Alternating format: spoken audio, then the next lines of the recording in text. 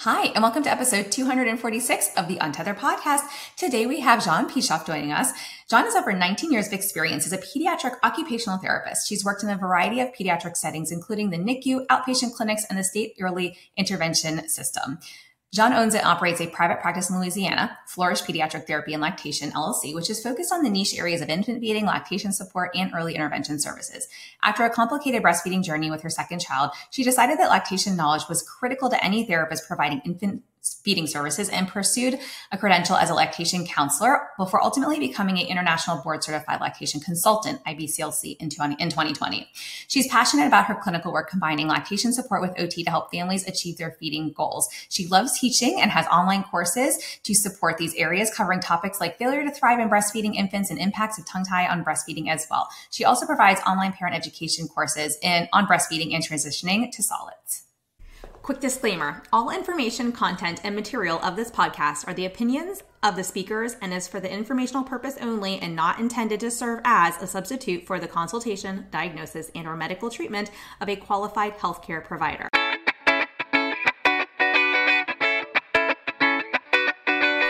Welcome to the Untethered Podcast. I am your host, Hallie Bulkin. I'm a certified myofunctional therapist, feeding specialist, podcaster, business owner, and mentor. This podcast is all about getting your questions answered and collaborating with colleagues to bring you the most up-to-date information in the orofacial myofunctional therapy, airway, tethered oral tissue, and pediatric feeding therapy space. If you're new here, I challenge you to keep an open mind and join my mission to spread this message far and wide. If you've been around since June 2019, thanks for being a loyal listener. As we jump into today's episode, remember to listen with correct oral rest posture. Tongue up, lips closed, teeth apart, breathe through your nose. Let's get started.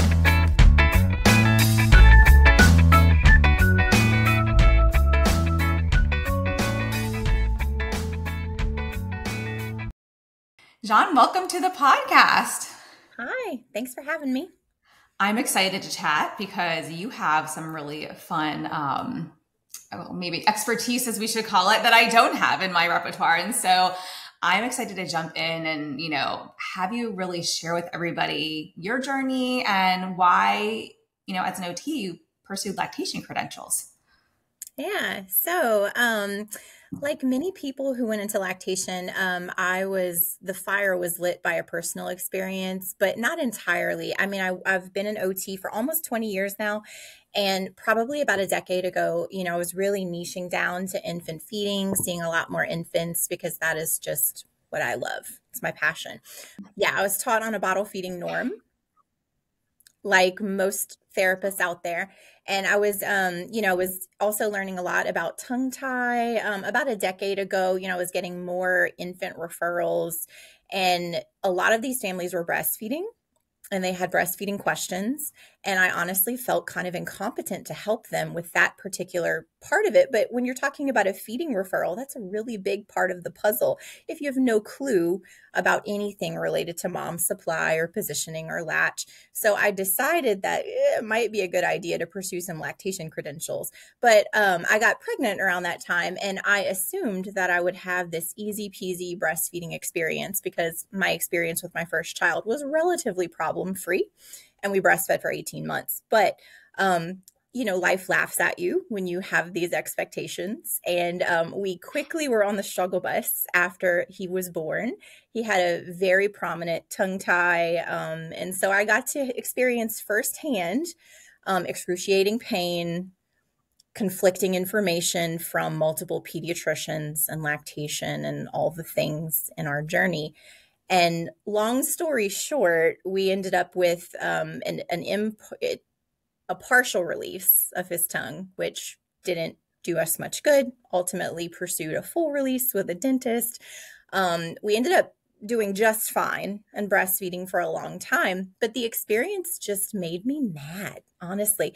And I was like, reflecting on it, and I was like, if I did not have the background I had and know the resources around me, we would not have made it. No question. And I just felt like it shouldn't be that difficult for women to find help in their breastfeeding journeys. And so I was like, I'm going to be the change that I want to see. I'm going to pursue lactation credentials and combine these worlds. And at the time, that felt a little crazy because I didn't know any other therapist who was in this area I mean, social media is a blessing because that's the only way I connected with like-minded professionals. But back then, that was just a weird thing, or a rare thing. Most of the lactation professionals around me were nurses, and they were mostly, working with moms and not so baby focused, I guess, or don't have the same scope that I do for the baby side of things. So it took many, many years, of course. I started out as a CLC and decided I wanted to go all the way and pursue IBCLC, and finally achieved that in 2020. And I've never regretted it. And it's been wonderful. And I feel like it's a great marriage of skills that works really well for my clientele. And of course, now in our space, like more and more therapists, I think, are getting this and understanding how important it is to understand something about lactation if they're working with infants. And so this is not such an unusual thing anymore. But that's kind of how I ended up. It was a combination of like, ooh, professionally, I don't feel great about my knowledge base in this infant feeding space. Plus, oh boy, the fire was really lit with this personal experience and having been through it myself. So, Yeah, it's amazing how our own children can really light that fire, right? Yeah, I mean, that second kid completely changed my career, That was my first child. And by the time I got to the second, I was like, okay, I feel prepared. But also then she taught me a whole bunch of other things too, that I didn't have to, that I didn't really get thrown down. It was a different pathway, very, similar presentation at birth, but different pathway. So anyways, so now with more professionals in our space, like OTs, SLPs, getting lactation credentials, do you feel like it's almost, I don't want to say mandatory, but do you feel like it's such a pertinent part of like the work that we do? Because you alluded to that. You mentioned that like it does seem like an important piece of the puzzle when working with infants, especially. Honestly, I do. I think if you're going to be looking at an infant and trying to fix a feeding problem, you at minimum should have a baseline understanding of breastfeeding, or you better have someone that you're collaborating with, like an IBCLC, who knows something to help mom, because if your client is breastfeeding and you know nothing about that topic, you're missing a huge, huge piece of that puzzle. How are you going to truly impact that family if you have half the knowledge base? So I really do feel like it's critical. I feel like every medical professional who is intercepting dyads, especially in that newborn period, should, including pediatricians, have a baseline understanding so we can avoid this crazy mess of conflicting information that families often find themselves wading through in those early days. And those early days, that birth to 4-week period, is so crucial for family success. And it is so easy for families to get lost in this sea of conflicting information, TikTok, social media, on top of everything they're hearing from their doctors and lactation professionals, et cetera. And that's one of the biggest complaints I hear from families, is just they don't know who to listen to. And they even get conflicting information from lactation and from therapists. And it's like, no one agrees with each other. What do we do? And I get it. Yeah. It's so frustrating. But so much of it is like basic breastfeeding management understanding isn't there. It's just not. Yeah. So we can do better. No, we hear and see all the same things. I have a private practice, and, I hear that and see that frequently. Say, obviously I teach courses, I have a CEU platform. Like, we hear that from therapists all the time. And I think it's one of the biggest frustrating pieces. But one of the other things you said too was mom versus baby, right? Not verse, but what you're trained to treat and who you're trained to treat, assess and treat, I should say. Because I do feel like there's a dyad. There is a dyad here, right? And I feel like there is not enough education on both sides, right? So you've got maybe a lot of SLPs, OTs who take feeding courses, and they're really more focused on baby if it's not breastfeeding course. And then you've got the breastfeeding, specialists, whether they're CLC, IBCLC, whatever the credentials are, who are maybe more tuned into understanding that there is a dyad at play here, but they may not have the scope, depending on if they have other credentials or not, to actually go into baby's mouth beyond like suck training, right? So can you speak to that a little bit? Because I feel like you'll have a really good handle on that conversation. Yeah, I agree 100%. And I know, like, as a therapist who didn't have any lactation background, I definitely felt like the baby was my domain, and especially the mouth. As a more immature therapist, I was much more focused on like oral motor, sucking. That's my realm. And now knowing more, I just have an appreciation for I have to understand what's going on with both parties to be able to prioritize intervention because let's be real, postpartum is a fragile, hectic, unbelievable time in every mom's life. And when we're having a feeding problem, that stress is compounded 20-fold. And we simply cannot ask parents to do 8,000 things to fix a feeding problem. If we have a baseline understanding of what's going on with mom, what's going on with baby, we can pick what's top priority for this week? Like, how do we get them in a more secure, stable place to help them move toward their goals? Realistically, it's usually something on both sides. It's rarely ever just baby's issue or just mom's issue. Sometimes, but often, it's just a complicated dynamic. And when we're breastfeeding, it happens in a dyad. We cannot extricate or separate these two parties in this situation. So if you're a therapist who doesn't understand anything about how milk supply works or anything that could be going on with mom that's impacting things, how are you going to help them navigate this? So again, I think those collaborative relationships are super important for therapists who are new into this space and who are just learning so that we ensure that we're prioritizing intervention and not missing something really important in those critical days. Yeah. You said another key thing when you were speaking, which was what's like, what are the goals for that feeding dyad?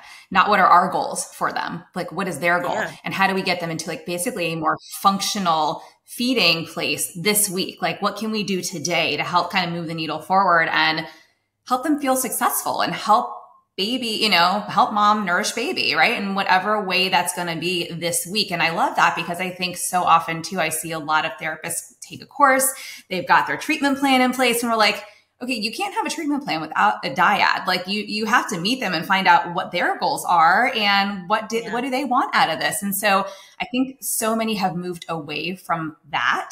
And I think a lot of it too is fear, anxiety as like a medical professional kind of going like, I want to help, but like, this is what I was taught. And so this is what I'm going to do. Well, no, like, okay, that's important, but like, let's take 10 steps backwards and remember that you're dealing with humans. And, so yeah, I love that you highlighted that because at the end of the day, it's their goals and we are basically here to help them achieve those goals while also trying to gain function like at the best we can today. And sometimes that means supplemental aids, compensations, like whatever may need to be in place today so that we can be successful right now while we work towards maybe the longer goal that the parent, or the dyad has.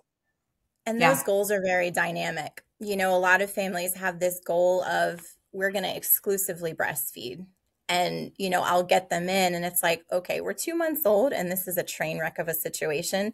We're really far from that goal. So let's talk about like, what can we do first? See if this goal is feasible long-term. And we're not going to know that yet without digging in deeper. And then as information starts to unfold, as the picture becomes more clear, then sometimes parents have a shift in what they want. And so every single visit with families, I'm always asking, checking in, how are you doing? How does life feel right now? Have your goals shifted? What does a perfect feeding situation look like to you? And how are we coping with everything that's going on? Yeah, no, I think that's beautiful because like you said, I mean, nothing is set in stone, right? People change. And I think that it's so interesting whenever we have this conversation because I'm like you mentioned, there's a wide range of what goals look like for families. And so I like that you also highlighted that goals can and do change over time. And it is our job to check in. That should be one of the first conversations that we have, like whenever, I'm not treating right now, but when I was treating and I would go in and I was often collaborating with lactation because I didn't have lactation credentials. That was always, how are things going?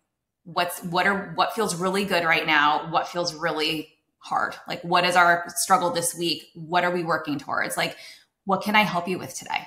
Right? Because I think when you just ask some of these open-ended questions and we don't like project, but we recognize that some things may be going okay, and let's highlight those because that'll feel us like warm and fuzzy and good. But also let's also recognize we're still working towards some things. That's why you're here. And really, what can I help you with today? I think that you just get, sometimes it's like mind blowing, right? Some of the responses and things you never would have even expected to come out of a parent's mouth. You're like, oh, okay, great. Yeah, fantastic. absolutely. Didn't know that was coming, but let's do it. I do feel like so many moms feel or have the fear of being judged, especially, I think there's a perception, that lactation credential, like lactation professionals are like, we're only here for breastfeeding, right? Like it's breastfeeding or nothing and breast is best. And, I think for some that is the case, but for the vast majority of us, we just want to support families, and breastfeeding does not have to happen just one certain way. Exclusive pumping is breastfeeding, combination is breastfeeding, and so I think there's this fear of judgment. And so if you just open the conversation up to be like,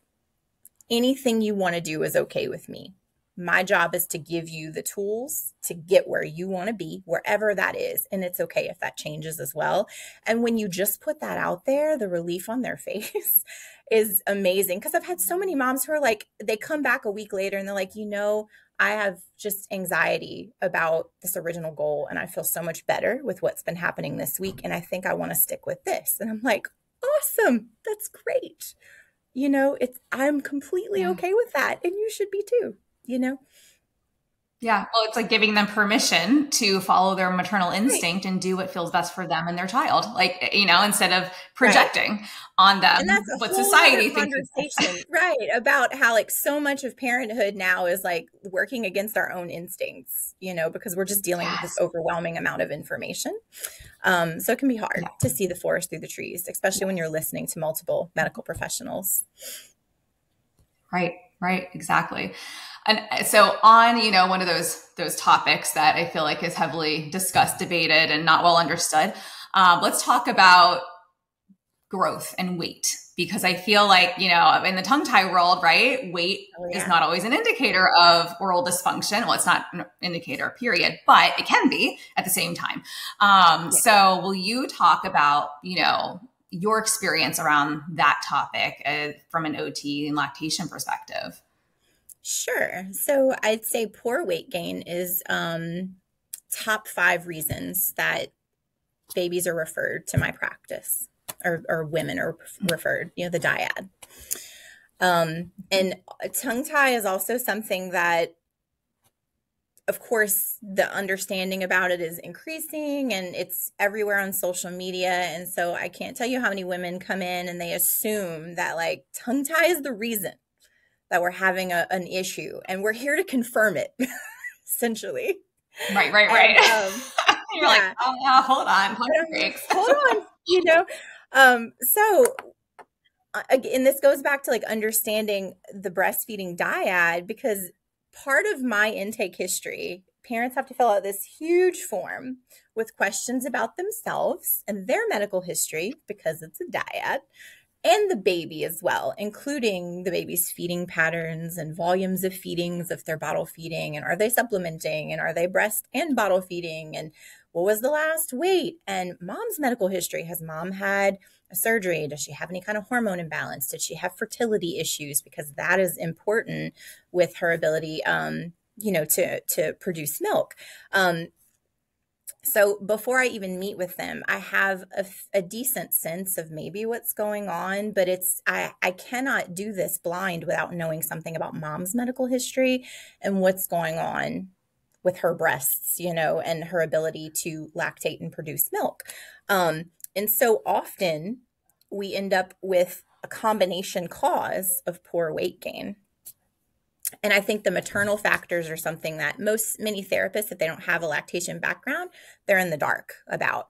And so just to speak to a few of them, some of the reasons that moms may have low supply, which is contributing to poor weight gain in an infant, they may have a thyroid disorder. They may have diabetes. They may have PCOS or polycystic ovarian syndrome. Basically anything that messes with your hormone function or any endocrine disruptor has the potential to result in low milk supply or milk production. If they've had a breast surgery, like a breast reduction or a breast lift, they may or may not have been counseled on how that might impact their ability to produce milk. Many are prepared ahead of time that it's a risk, but many are not. Many are told by their surgeons that it will have no impact. And I have certainly seen women who've had breast surgeries who've successfully breastfed, but I've had others who have been kind of slapped in the face, like at that time, and just caught completely unprepared because I'm like, okay, what you're telling me is you had this incision around your areola and this surgery was relatively recent. All of this doesn't bode well based on what we're seeing currently with your baby's weight gain trend, you know? Another cause is if mom had a hemorrhage at any point, say she got into a car accident or she had a hemorrhage during birth. There's something called Sheehan syndrome that damages the pituitary gland, which is very important for producing a hormone, prolactin, that, you know, impacts your ability to make milk. We have retained placental fragments. So if mom gives birth and there's a little bit of placenta left behind, that can secrete hormone that ceases or greatly reduces milk production. Or we have insufficient glandular tissue. Mom literally doesn't have the anatomy, you know, the glandular tissue in her breast to make enough milk. And so all of these things are possible, you know, and this is within the IBCLC scope to tease this stuff out and figure this stuff out, you know, but we need a very thorough history and about 1 billion questions when mom comes in to figure these things out. And we also have to take into account, is mom taking any kind of medication too? You know, sometimes they're given steroids, you know, and delivery, and that can impact things. Birth trauma and the birth experience can impact milk production. If there was an immediate separation of baby from mom for any medical reason, that can impact how much milk she makes long term. So there's a lot of moving parts to figure out why on mom's end, baby might not be gaining weight because of a supply problem. But there are also baby causes, of course. And I think this is where therapists tend to shine, you know. This is the stuff that we're equipped to look at and handle. But again, if we don't have breastfeeding knowledge, we might still be a little bit in the dark about some of these things. But basically any condition that results in poor transfer of milk from the breast, like a tongue tie, but it's not always just a tongue tie. We could have laryngomalacia, you know, something that's impacting baby's endurance. Maybe we have a cardiac defect that's impacting baby's endurance, or a metabolic issue that's uncovered, you know, as of yet, even though baby's taking enough volume, their body is not doing what it needs to do to utilize those calories. Swallowing dysfunction because of a structural issue, not always tongue tie, although that's a structural issue, but maybe we have a laryngeal cleft or something else that's unknown, and you're part of the detective to figure that out. We could have cleft, you know, submucosal clefts, cleft palates, even like a very recessed mandible, of course, can impact how a baby can latch and withdraw milk. High palates can wreak havoc on sucking efficiency, and that's where tongue tie becomes very important, because if we have a sky-high palate and a tongue that can't reach that palate to create a seal, we can definitely have an issue with transfer of milk in that particular baby. Let's see, what else am I missing? GI issues for some kids. And any condition, I think, that results in discomfort of the baby, like reflux, severe reflux, or food allergies is a really big thing that I tend to see a lot of. Adenoid hypertrophy in some rare cases. I've had a few babies with really big adenoids, and it took a few months to kind of figure that out after working through some different problems. So, and even just preparation of, like, if baby is bottle feeding, what kind of bottle are they using? Like, hey, Advent bottles that don't work very well. I'm sure some therapists listening to this have had that experience with that new nipple. Yeah, I mean, sometimes it's just the equipment. And so there's a lot to figure out in the context of the dyad, what is causing the low weight gain, you know. And typically the first thing to look at is the baby getting enough milk? That's step one. Like, is mom's supply okay? And if it is okay, how is the baby getting it out? You know, but those two things right there can be kind of complicated to figure out in itself. But if nothing seems dysfunctional there, then you have to do more detective work and digging. And so if we're trying to work on mom issues, that might mean that we have to counsel her on pumping and basic breastfeeding management and feeding frequency. And we may even need to suggest lab work to figure out some underlying endocrine issues and whatnot, to rule out all the things that may be impacting her ability to make milk while we're working on baby's side of the spectrum. I love that you highlighted this very beautiful list because we get calls and they're like, we need a tongue tie evaluation. And we're like, I was like, there's no such thing. That's part of a much larger conference. But we say, okay, well, what's the concern, right? You find out like what their main concern is. And then we go, okay, we'll get you on schedule. I'll give you a case example from several case examples, but just last week, I saw this precious family. Baby is about 2.5 months old, and mom emailed me and said, our ENT wants us to see you before we release this tongue. Our pediatrician diagnosed our baby with a posterior tongue tie, and basically we are struggling with weight gain, and now we have the cause, but our ENT insists we see you first, which, thank you, ENT. You're amazing. But so I see this family, and I'm looking, and this baby has fallen from the 75th percentile on the growth chart to the first in 2 months. Oh, wow. Mm-hmm. Yeah, like off a cliff. And mine never left the first percentile, so I can appreciate that big deal. She started way up there, and the mom commented that like everything was going really well for a while, and then it sounds like it was just like the Swiss cheese effect, where there were lots of holes in the system, and they just fell through the cracks. So they had a pediatrician who was not very breastfeeding savvy, who said, this weight loss is fine. You're fine. See you in 2 months. Which is another thing. Like, yeah, exactly. No. Practice for some of the doctors around here. I don't know what it's like in your area, but most are great. And we have a newborn check, and then we have a 2-week weight check, and a month, and then 2 months. So there's a lot of good follow-ups and check-ins, as there should be. But there are also some pediatricians who will see babies in that newborn visit and then say, bye, see you in 2 months. And I can't tell you how many times I've seen absolute disasters from that approach, because so much can happen in that time frame. And if you have a family that's inexperienced, unaware, they have no idea that they're having problems until you get them in. It's like, oh boy, we need to call your pediatrician because this is not good. So anyway, to rewind, that is what happened to this family essentially. Now, luckily, this family knew enough to be concerned about what they were seeing. And they were like, 2 months is too long. We're going to find another doctor. But it took them a while. And by the time they saw that doctor, this doctor clearly knows a little something about tongue tie, but not how to evaluate the big picture. And so the family walked away thinking that the tongue tie is the reason. Now they also saw another lactation consultant before they saw me. And that person rightfully recommended to the mom, like, your supply has probably really declined at this point because mom was not pumping. Start pumping now to drive your supply up. And so mom started doing that. And she had been pumping religiously from the time she met with that lactation consultant to 3 weeks later when she ended up in my office. But her supply was insufficient. Like, she was giving 50-50 breast milk to formula out of necessity, and the baby was gaining on a stable rate, but needed clearly half of his intake, her intake from formula. So that told me right there, you've been putting in the work. The milk isn't coming. Something is going on your end. Now we need to investigate that. So I recommended lab work, and now we're working through all these things. But I'm looking at this baby's oral function, and I'm like, this isn't bad. It's really not. This lingual frenulum is very elastic.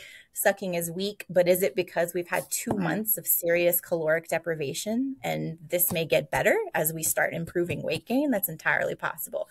And so here I am with another conflicting piece of information, because I'm like, I have to tell you, I don't think tongue tie is the best. I don't think it's to blame for what happened here. I think you guys just ended up in this pickle because you had insufficient production. You didn't know it, and this was a baby that was just very chill temperament, happy, never cued them.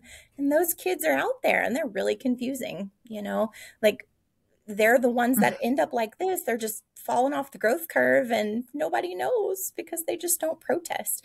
And so this poor mom, she thought she had the answer in the tongue tie. And that's what all of social media basically was, reinforcing for her. And then I have to give her this information that we may have insufficient glandular tissue at this point. I don't know yet, but we're going to have to work through all of these other things to figure that out. And meanwhile, you know, we're going to work on your baby's body and strength and all of that. So hopefully we can get them to the best possible place where they're transferring. But I don't think a frenotomy is going to fix this for you. So, yeah. Yeah. Well, and that's, you know, I think so often it's like, if we can, it's like if we can grasp onto like a reason, whatever the reason may be, right? Someone gives you like, oh, this is the root, this is the cause of all of your, you know, we kind of run with it because it's like, okay, great. Now we know the reason, like, let's find a solution. And I think it's challenging because we get a lot of families too, who will call us for this, you know, very similar situations. And we're like, well, let's look at, it's like, why are you looking at, you know, other things? Why are you asking me these questions? Because we also like a very, very thorough intake, and we're not lactation in my practice. We are that SLP-OT side of the conversation that we've had.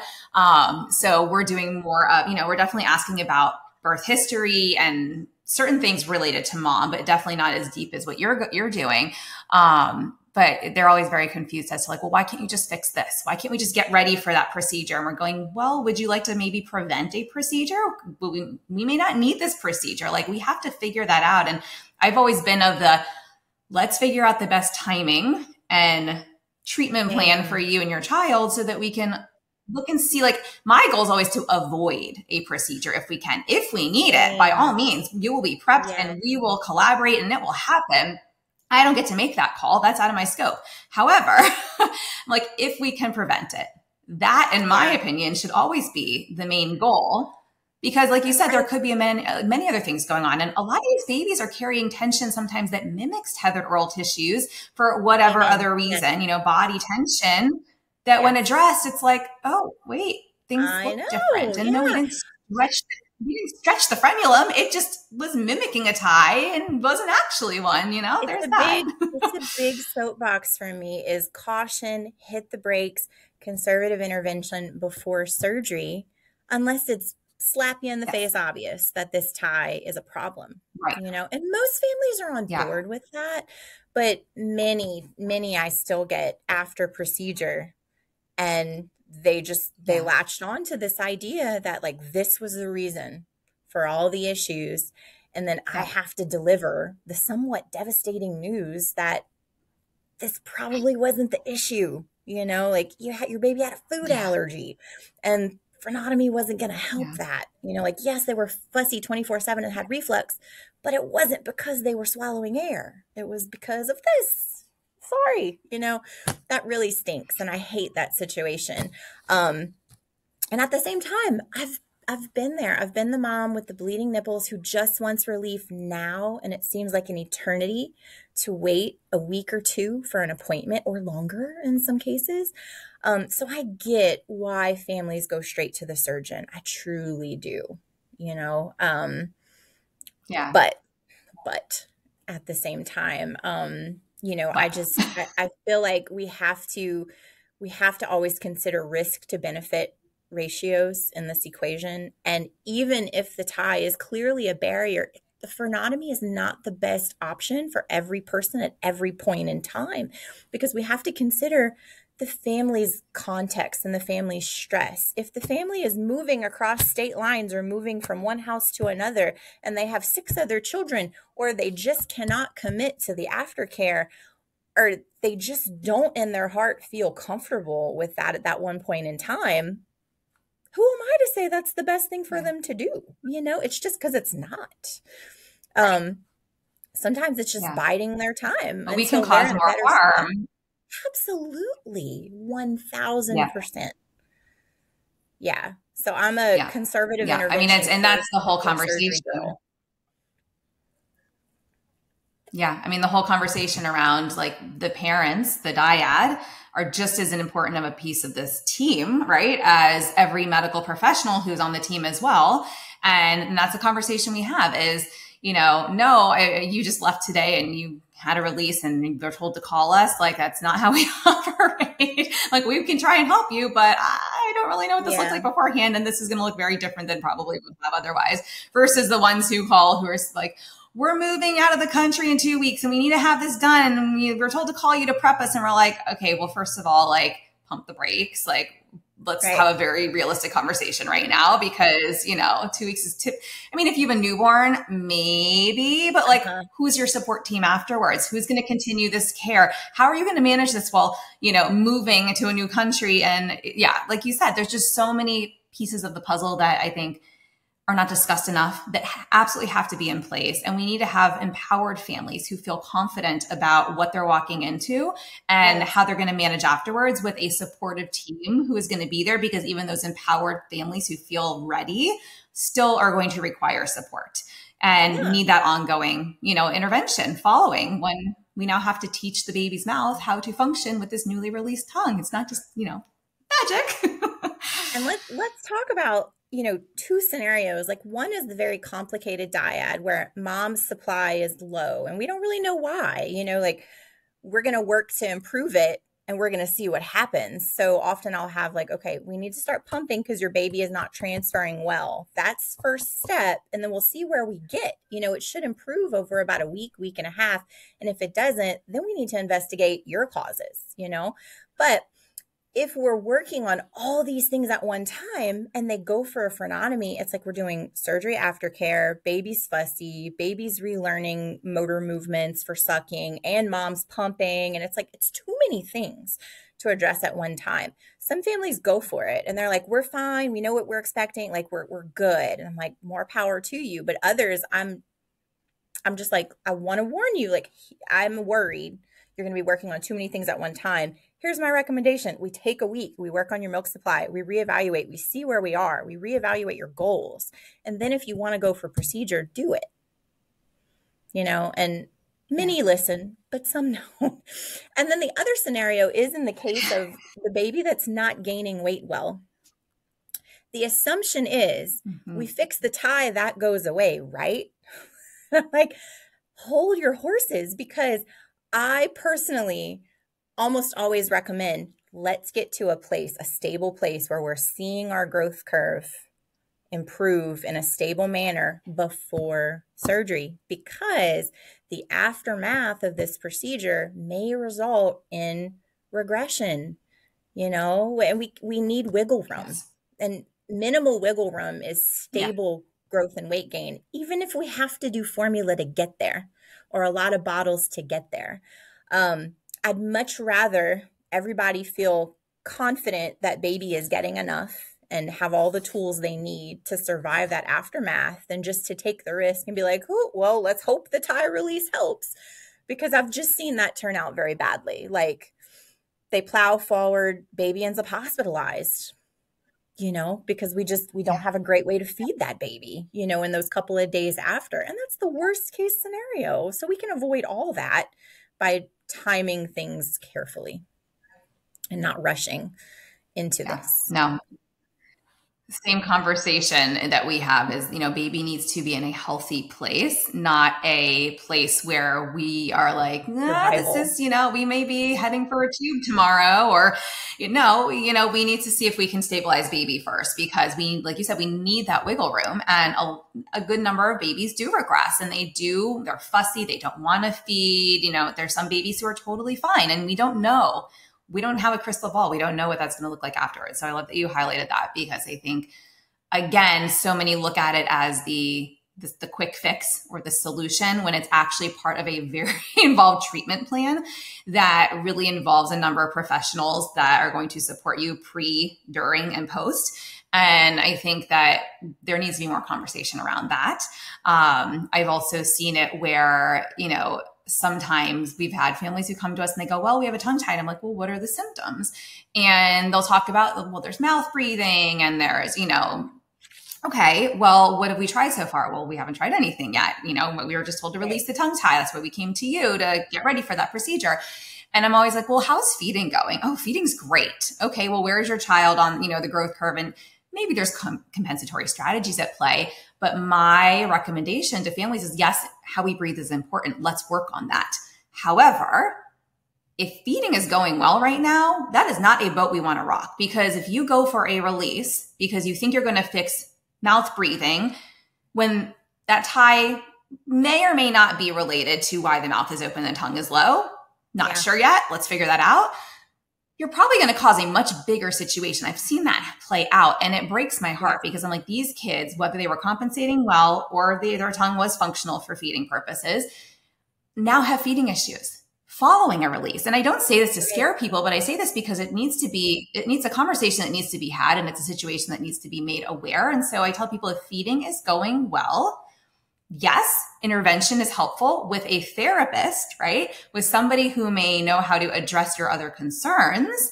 And if feeding down the line becomes a problem, let's address it then. Let's then go, okay, let's look at the patterns, the oral, let's look at the oral facial complex. Let's see what oral function looks like and see what happens now. Because, there are cases where that automatic swallow reflex integrates and feeding just falls off. It's like all of a sudden we have a lot of kiddos that call us between 3, 4, 5 months of age and are like, well, feeding is going really well. And now we don't know what happened. And I'm like, this is that age range. Come on in, let's see what's going on. Yeah. But to your point, there could also be so many other things going on too. So it's that detective hat we put on that allows us to really tease out what is the root cause here. And that's going to also influence, right, what we recommend and what we work towards. Yes. 100%. And I have that conversation almost daily because families they get to a good functional place with feeding, but they're worried because people are talking to them about the potential long-term impacts of ties. And I was like, I can talk to you at length about what you may see or may not see. But here's the deal, to do a procedure to try to prevent something that may or may not happen, it's not great medicine. It's a risk. Why would you rock the boat in this situation? I don't feel the benefits outweigh the risks for you, because risks are, it's a low risk procedure, but it's not no risk. Risk is pain, aversion, reattachment, no change or worsening of your situation. So more power to you. Can do whatever you want to do, and you will find a provider who will release this for you. But just know that everything that might happen in the future might still happen, even if you release this tongue. And I've certainly seen plenty of babies. One of the things I love about my practice is that I see people fairly short term, but they often call back because they have, concerns or questions about moving to solids. So I get to see these kids longer term, 6 months, a year, even beyond sometimes. And I've come to appreciate that the tongue tie release does not mean the tongue is going to fly up to the palate and they're going to automatically breathe through their mouth flawlessly, and we're not going to have any issues moving forward with solids and closed mouth breathing on the regular. That's just not the way it works. It's just more complicated than that. But that is the perception that people have. And they have this perception that if they release this tongue, their kid is not going to have speech issues down the line, etc. That's just really complicated. There's a lot of reasons kids have speech issues, so. Yeah. My daughter has a fully functioning tongue, and she's still, you don't hear the tongue thrust, but her tongue comes forward when she says S, when she goes, the tongue's coming through into her or through her teeth. And I'm like, we got to address this again, but she had additional expansion. So and anytime you make changes and growth is occurring in the orofacial complex, you may have to go back and redo or touch up or, go back into therapy for things that you maybe worked on previously, because if it worked for the compensations in place and then we change the structures, it may no longer work with the new structures. Sometimes it does, sometimes it doesn't. So that's that whole conversation where there's a lot of people, and I don't say a lot, but there's some maybe prominent names in the industry who are like, we address it as soon as we see it and this, that, and the other. And I'm going, well, okay, I can appreciate this conversation, but at the same time, daily life and function needs to come first. Function. Yes, we look at structure, but function.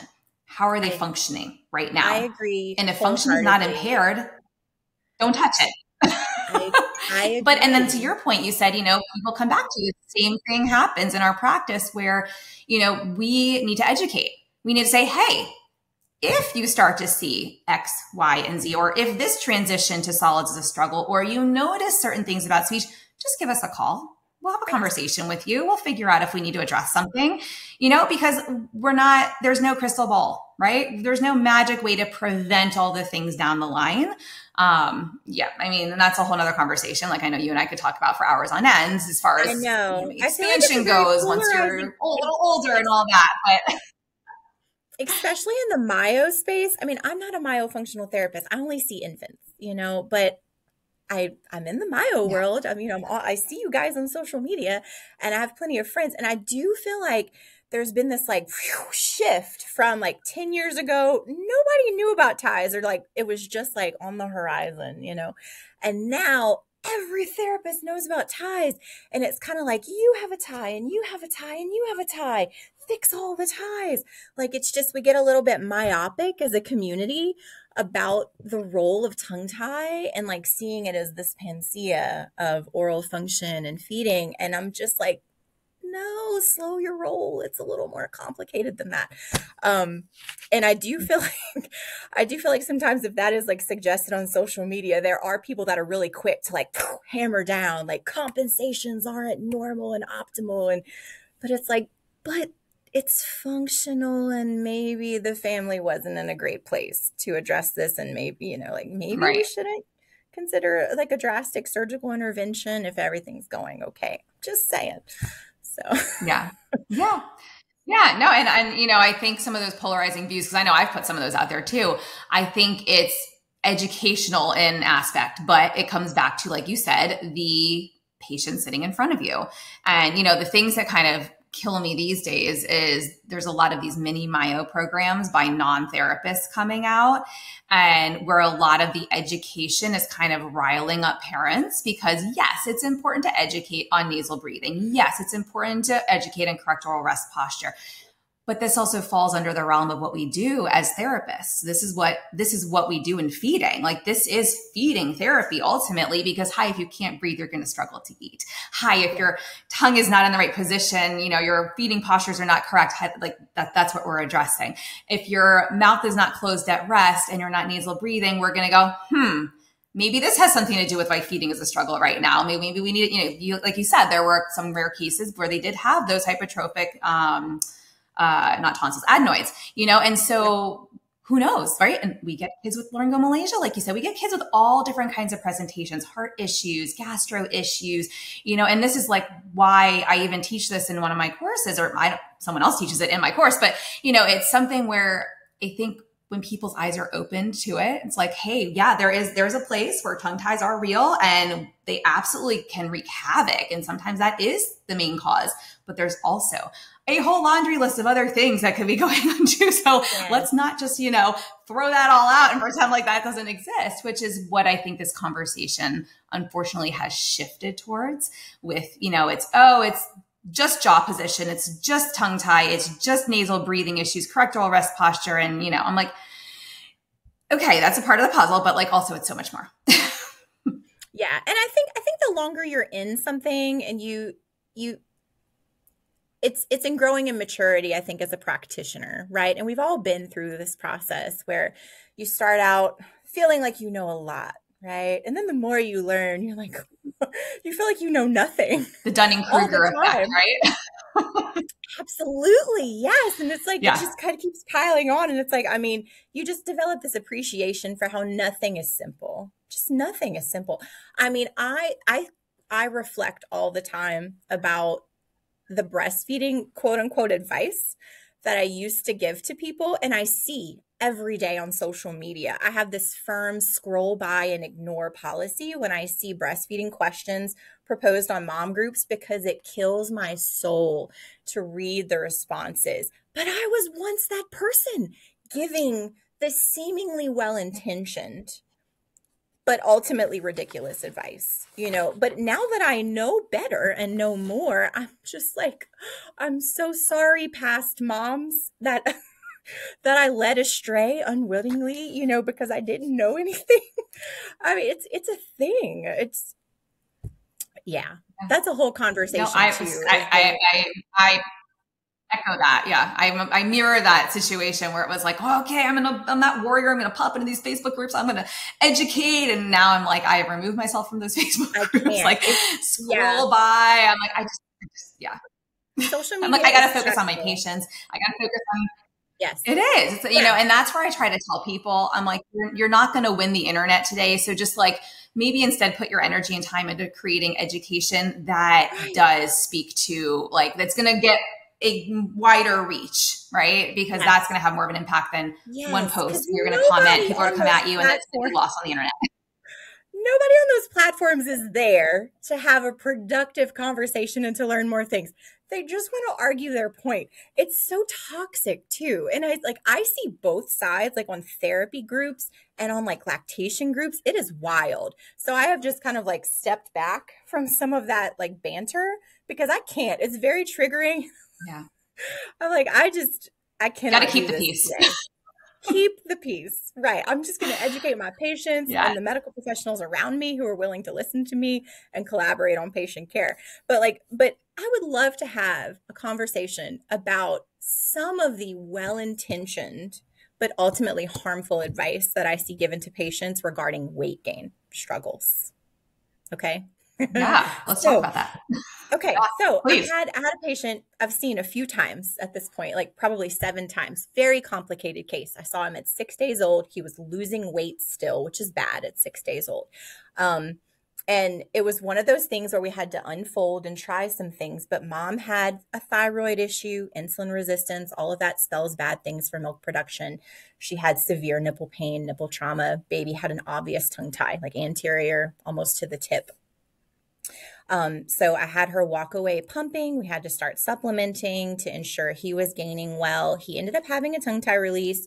Mom is now able to breastfeed without pain, but long-term formula supplementation is on the table because we just have not been able to get to sufficient levels. And so we discussed lab work at one point because she used to be treated for her insulin resistance and she's not currently. And I said, well, why don't you talk to your physician about drawing some labs? Let's kind of see where you are now. And maybe resuming your treatment would be in order. You did this before you were pregnant. It may help you now.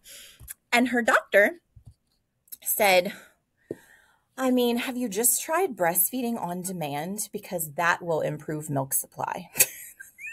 I was like, has she tried breastfeeding on demand? Lady, we've been through like that's all she's doing. I know. Like she's pumping 8 times a day and she was nursing every hour and a half. If it was going to work by now, it would work. And the baby's not gaining weight without formula. Clearly, we need the formula. But thank you for your input. Can you please order the lab work that we requested? You know, so I think there's this, I guess arrogance is the best word, although I don't like that word, I guess. But, you know, there's the assumption that you know more about breastfeeding than you do. And I think it's worse when you're in like a position of like power medically. And then parents often take that and run with it because they assume the doctor knows a lot, but they often don't. Yeah. Right? Especially about breastfeeding. Yep. The other thing, one of the other things I see is the Haakaa use. Oh my gosh. Like, you know, people here, like even their doctors or people will recommend that they use the Haakaa to boost their milk supply. But I've seen this result in weight gain difficulties with babies because essentially we're taking the easy milk out of one of the breasts if mom puts it on one side while she's nursing the other. And so that's a soapbox of mine. Like it's on my intake form. Are you using a Haakaa? If you are, how much, how many times a day? And what are you getting out of it? And that's very telling. And I added it only recently because I was seeing so much of this. I'm like, I need to put this on my intake officially so it doesn't like come out of the woodwork 2 visits down the line because I forgot to ask about it. The other thing I'll see a lot from pediatricians, baby will go in, they're like, ooh, the weight gain's of concern. The good ones will be like, we're going to refer you to lactation. But meanwhile, maybe your baby's not getting enough hind milk. Keep them on one breast so that they get all the hind milk. I'm like, no, don't do that. That's such bad advice. It's well-intentioned, but it's bad advice because in lactation land, we know that the whole fore milk, hind milk conversation, it's not a non-issue, but it's a non-issue for the majority of the population. The one subset of the population that genuinely should be worried about this are the moms who have a copious, massive oversupply, like the moms who can pump 20 ounces in a session. Fore-milk, hind-milk imbalance, baby not getting enough fat, that might genuinely be an issue in those scenarios.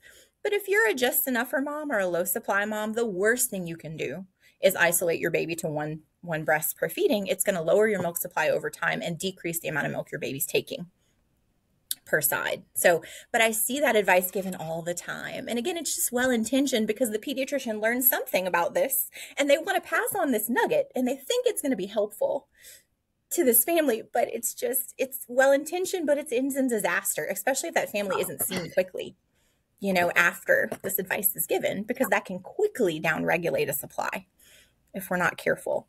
The other thing is timing feedings. I see that recommendation made all the time, and that may or may not be good advice. It's very individual. So I'll often hear the pediatricians telling patients, like, only limit the baby to 10 minutes per side or 15 minutes per side, which in theory should work well. But what if mom has really asymmetrical production and she makes 3 ounces on her right breast, but only half an ounce on her left?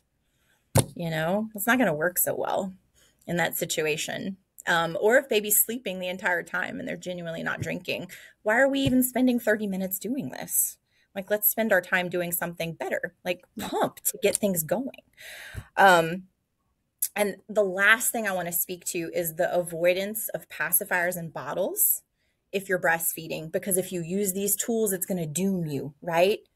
No, I mean, in lactation land, they preach these concepts to families. And I feel like they put the fear of God in them in the hospital, that if they use the pacifier or use a bottle, their efforts to breastfeed are forever doomed. And I feel like I spend all day reassuring parents that this is not the case. Rarely is it the case. And if we bottle feed carefully, and if we choose our tools carefully, and you go into this knowing what you know, like an educated approach, it's not going to end badly for you, more than likely. And it may even help tremendously. I love pacifiers as a tool for helping sucking function. It's so simple to use, and it's one of the easiest things that families can use rather than giving them rote exercises. I've gotten so far away from doing that because it's not practical for families, and the passy works well if we pick it well. And bottles are absolutely necessary for some families in the event of poor weight gain, because yes, I know there are at-breast supplementary systems and other means and cup feeding and ways of getting milk into infants if they're just not taking it by the breast. But practically, many families don't want to do that, or they can't do it for long term, or it doesn't work well for them. And the bottle just feels easier to them. So I've seen so many families who are like syringe feeding for weeks. And then when they come in, I'm like, how's that going for you? Does it feel stressful? Do you want to do that? And they're like, I mean, it's horrible, but if we give them a bottle, we're never going to meet our breastfeeding goals. And I'm like, hold the phone. I don't think that's the case. Want to try it? It's just, and they're like, oh, thank God. It's okay. It's not bad. So, I feel like the hospital. majority of my job is like unveiling myths and reassuring families. Be like, it's going to be okay. Sure. Promise. Or I can't promise, but I can almost promise. Yeah. The mother baby, like friendly hospital that I delivered both my girls in, had that whole, position of no, and they weren't anti-bottle. They were very much so like, you feed your child how you want to feed them, but they were very anti-pacifier for the first 2 to 3 weeks because of exactly what you said. And, and I also, now that I know better, and especially by the time I had my second, I was like, well, this is a really great tool that maybe we should be using to help, like you said, establish suck training and to be able to do some of these things that are going to help baby to function when there isn't also a milk flow involved that they're trying to manage, that they're not managing well, like where we need to build some skills. And so sometimes not having the bottle present with the milk flowing out and it just, escaping out the corners of their mouth while they're trying to learn how to suck. I'm like, that is a skill we need to address. And so I love pacifiers as a tool. And it's one of the things that I think parents also feel very comfortable using. And I totally understand the recommendation as a lactation consultant. Yes, if we keep sticking a passy in a baby's mouth and we deny baby the opportunity at the breast, milk production will decrease. It will mess up the calibration of milk production. But that's not what I see the majority of the time. Most of the time, mom is bringing baby to breast over and over and over and over, and it's not going well for some reason. So realistically, that might provide a skill building opportunity while giving her some much needed relief. And if we're protecting the milk supply with pumping, we have nothing to lose here. Nothing. So I always ask, it's on my intake questionnaire. Do you use a pacifier? How often? What kind? And, when I talk about that in the session, I'm like, and they say no, I'm like, do you want to be using one? Like, why aren't you using one? And some are adamant, like they never want their baby to have one. And I'm like, cool, we don't have to have one. It's not an absolute necessity, but I don't want you to fear using one. Yeah. And here's what I'd recommend based on your baby's sucking patterns. Here's what would help us move toward your goal if you're open. So, yeah. Yeah, no, I love that. I love all the myth busting and the education. And, we find the same things with pediatricians who mean well, but are, we like to remind our families they are not typically trained in feeding of any sort. So while they may have taken a course or they may have come into some knowledge, there are many layers to the onion that they're just unfortunately not trained in. And so, again, we love our pediatricians, but let's go to the specialists. I love them. And they can't know all of the things. And I feel grateful to be in the community I am in because we have fabulous pediatricians around here. We really do. Like the vast majority of the referrals that I get come from pediatricians who know, like they see a family in front of them who wants to breastfeed or they're having trouble with bottle feeding. And they're like, I'm going to send you to a resource. Here you go. Like to dig into this problem further. Meanwhile, start supplementing or do whatever, you got to do. But ultimately they refer. And that's really all we want as therapists is like, yes, please. Collaboration, referrals. Yes. Like let's put them at the center and make sure everybody's getting the care they need and not speaking out of turn when it's not our expertise. It should be that simple, right? It goes the same for us. Like, I deal with a lot of poor weight gain patients and, I'm often picking up the phone or sending faxes with my notes and being like, hey, pediatrician or hey, nurse practitioner, your patient has lost weight. Here's our plan. If you want a different course of action or you have questions, please reach out, and they really appreciate that. And we've collaborated well, like on mutual patients as a result, but sometimes I'm sending kids for medical evaluation. Like I saw a baby last week who had meconium stool at day 9 and yellow eyes. And mom was like, everything's going really well. And then we did the weight and I'm like, I don't think it is. I'm sorry. And I was like, in fact, I'm going to text your pediatrician right now because she may want you to go in for another jaundice level. And she's like, oh, goodness me. Yes, please send them over. And everything's fine. Yeah. But like the sweet mom just had no idea, that things were going off the rails because she had a really chill but very sleepy baby who was overly jaundiced because he wasn't getting enough volume, and so that was a situation where medical intervention was, needed, and I needed the pediatrician, so I sent them on. Yeah, and that's what we're here for. Well, this has been amazing. Thank you so much for joining me. Where can everybody find you? I am on Instagram, Flourish, at Flourish Pediatric Therapy, I think. Yes, Flourish Pediatric Therapy. I have a Facebook page for my practice. And I teach several courses on the Lactation OT platform. Thank you so much. You're welcome. Thanks. Thanks for listening to this podcast. If you found value in this episode and want to hear more of these MyoTots airway and feeding related episodes, be sure to leave a review on Apple Podcasts and share this episode on your social media platforms.